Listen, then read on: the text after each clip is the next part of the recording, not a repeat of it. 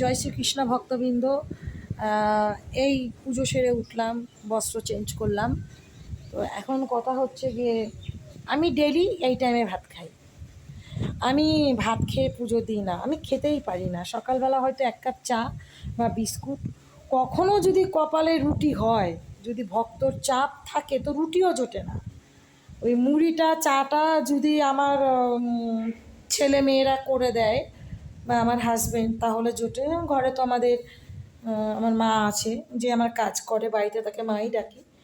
তো সে যদি একটু আমাকে করে দেয় বা মুখের সামনে এনে দেয়, তাহলে হয়তো আজকে আমি দুটো সেবা করতে পারলাম। না হলে এইরকম বিকেলবেলা হয়ে যায় আমার অন্ন খেতে, নিরামিষ খাই।